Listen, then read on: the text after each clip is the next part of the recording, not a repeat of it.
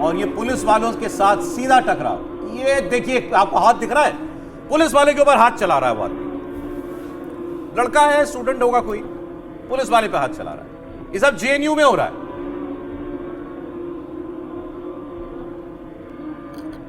विवाद कुछ भी हो, सबसे पहले जेएनयू में मार्च निकलेगा। कहीं का भी कोई भी मामला हो, सबसे पहले जेएनयू के स्टूडेंट्स यूनियन के लोग ढपली लेके आगे आ जाते हैं। कुलपति से शिकायत है तो पुलिस वालों पे हाथ चलाएंगे। ये एक और तस्वीर है, इसको भी आप देख लीजिए। अब इसमें पुलिस वाला जो है वो सेवा कर रहा है किसी की। आप पुलिस से भिड़ोगे तो पुलिस वाले तो फिर जो करते हैं वही करते हैं। क्या है सर, जेएनयू का मसला क्या है? देखिए, जेएनयू का मसला यह है कि वाइस चांसलर ने एक पॉडकास्ट में सिर्फ इतना बात कहा था जिसको आपत्तिजनक ले लिया गया कि कब तक आप विक्टिम कार्ड खेलेंगे, और दलित, पिछड़ा, इन्हीं संदर्भ में जेएनयू के वाइस चांसलर ने एक सवाल उठाया था कि भाई कब तक आप विक्टिम कार्ड खेलेंगे।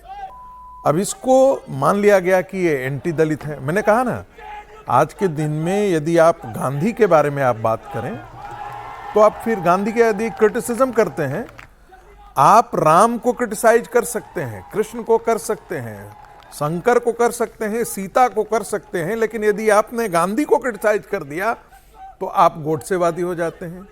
यदि अंबेडकर को आपने क्रिटिकली एग्जामिन कर लिया, एकेडमिकली भी एग्जामिन कर लिया, तो फिर जो है आप एंटी दलित हो जाते हैं। यदि जातिवाद या आरक्षण पर आप प्रश्न सिर्फ खड़ा कर देते हैं तो आप एंटी दलित हो जाते हैं। यदि आपने कह दिया कि भाई ये अगड़ा और पिछड़ा हर्षवर्धन क्यों करते हैं, तो पूरा एक लॉबी लग जाती है कि संगीत रागी और ये तो सारे के सारे यहाँ पर तो ब्राह्मण बैठे हुए हैं, वो इसीलिए ऐसा कर रहे हैं। यदि हम सवाल ये कर दें कि भाई 1000 साल से इस प्रकार के उत्पीड़न की बात आप करते हैं एजुकेशनल इंस्टीट्यूशन में, तो जरा मद्रास प्रेसिडेंसी का एजुकेशन पर 1810 का रिपोर्ट भी आप पढ़ लीजिए कि उसमें कितने दलित थे पढ़ाते थे। एक बार हम कह दें कि ज्यादा वेदों की ऋचाएं जरा पढ़ लीजिए, उनमें ऋषि कितने थे जिनको आप शूद्र कहते थे।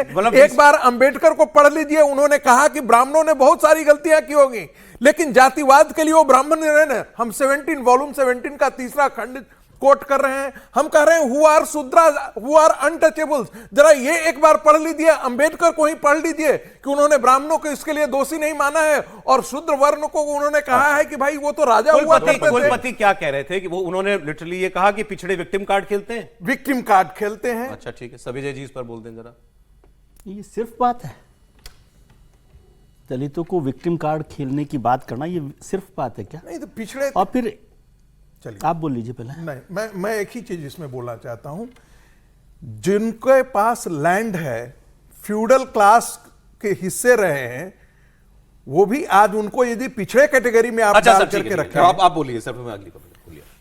दलितों को विक्टिम कार्ड खेलने की बात करना एक वाइस चांसलर से, ये बहुत आपत्तिजनक है, गंभीर बात है, और इस पर तो सरकार को, पुलिस को उनके खिलाफ कार्रवाई करनी चाहिए थी। और यदि कल का आपने फैसला देखा हो एआई समिट में विरोध प्रदर्शन को लेकर कोर्ट ने जो कहा है, उसको देखेंगे तो फिर आपको समझ में आएगा कि क्यों पुलिस यहां पर लाठी चला रही है। क्या विरोध प्रदर्शन की कोई जगह नहीं बची है? आप उनको छात्रों को जाने देते, लॉन्ग मार्च था जहां तक का था, या परमिशन देते कहां तक जाना है कहां तक नहीं जाना है? मतलब अब विरोध प्रदर्शन करना ही अपराध हो गया। विक्टिम कार्ड दलितों को कहना तो अपराध नहीं है, लेकिन उसके खिलाफ प्रदर्शन करना अपराध हो गया।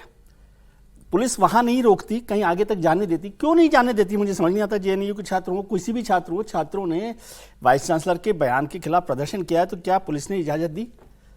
अगर वो चले जाते तो फिजल आउट भी होता ना। आप गुस्से को फिजल आउट करने का तरीका होता है विरोध प्रदर्शन, और कुछ नहीं होता। प्रदर्शन जो कह दिया, जो कहा, जो नहीं कहा वो नहीं कहा।